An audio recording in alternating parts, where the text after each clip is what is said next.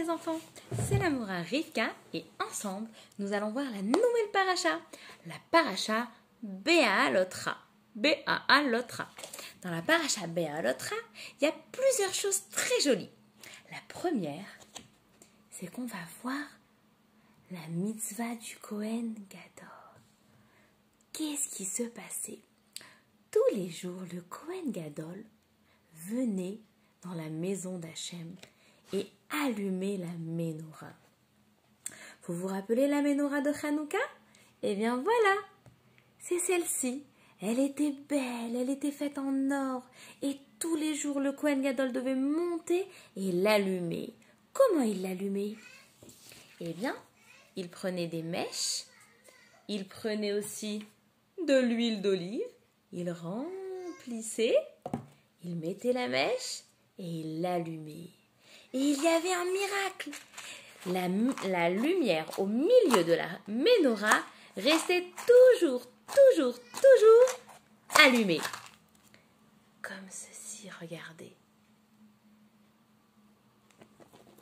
Et c'est comme ça que tous les jours, le Kohen Gadol, avec des mèches de l'huile d'olive, allumait la menorah.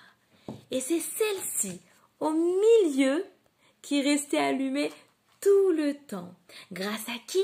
Grâce à Aaron, le Kohen Gadol.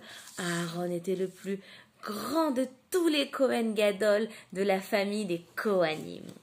Et puis, Hachem était vraiment content que grâce à cette lumière, il y avait de la lumière partout en Israël.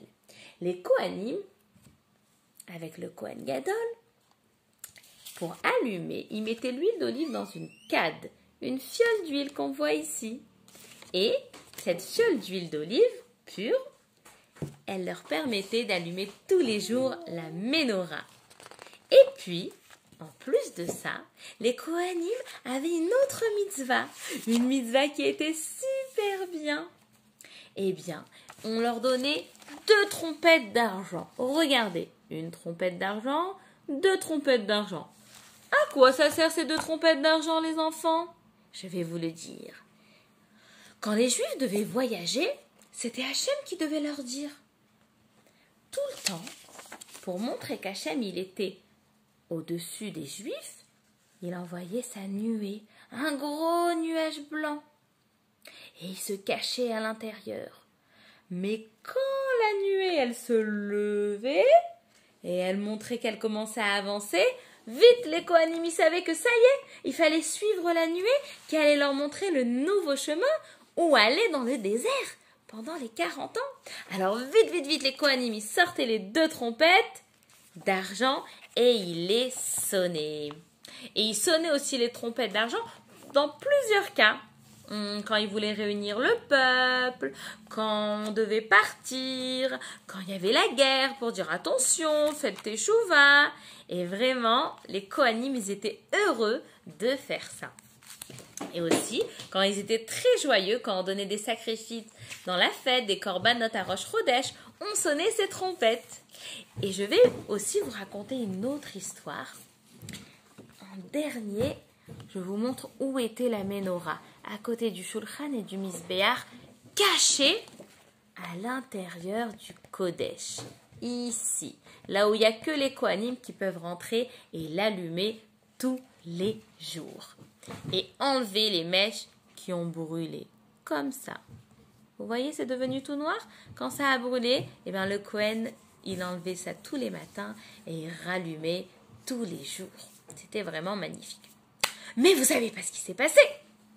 Eh bien voilà, il y avait la grande Sadékette Myriam, la sœur de Moshe, qui avait surveillé Moshe quand il était petit sur le fleuve, quand il était dans le berceau.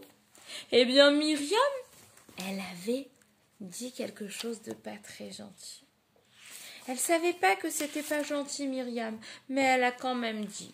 Elle a été voir la femme de Moshe Rabbeinu, son frère, et elle est partie lui dire « Tzipora, tu sais, je comprends pas pourquoi Moshe il fait ça. » Et elle a parlé pas gentiment de son frère Moshe Rabbeinu. Et elle l'a dit à son frère à Aaron. Comme elle a parlé pas gentiment, Hachem, il lui a envoyé de la lèpre, des grosses taches blanches. Et elle a dû se mettre à l'écart et réfléchir. Et dire, oh mais j'ai fait une bêtise, j'ai pas parlé gentiment de Moshe. Je vais demander pardon et faire teshuva. Et comme elle ne pouvait pas voyager et que c'était une grande sadéquette, Hachem il a dit, tout le peuple juif vous allez l'attendre. Elle, quand elle était petite, elle a attendu Moshe dans le fleuve, quand il était dans le berceau. Et bien maintenant, tout le peuple juif va attendre pendant 7 jours que Myriam, elle guérisse et qu'elle ait plus la tsarat. Et c'est ce qui s'est passé. Tout le monde a entendu. Et même Moshe, il a dit, je lui pardonne. Il a prié Hachem pour que sa sœur, elle guérisse. Et elle a guéri, et après, elle a parlé toujours gentiment. Et vous savez qu'elle était tellement, Myriam, une grande sadéquette, qu'il y avait l'eau qui donnait à boire à tout le peuple juif qui coulait dans le peuple juif. Et cette rivière-là, elle était magnifique. Vous savez ce qui se passait? Eh bien, en fait, il y avait un grand ruisseau d'eau qui sortait d'une pierre. Et de cette pierre-là, il y avait de l'eau qui partait partout, entre les tribus, il y avait plein de fleuves qui allaient partout, à tel point que pour aller d'une tente à une autre tente dans une autre tribu, on devait prendre un petit bateau. On pouvait se tremper au mikvé dedans, on pouvait se laver, on pouvait boire. C'était vraiment génial. Et tout ça grâce au mérite de Myriam. Grâce au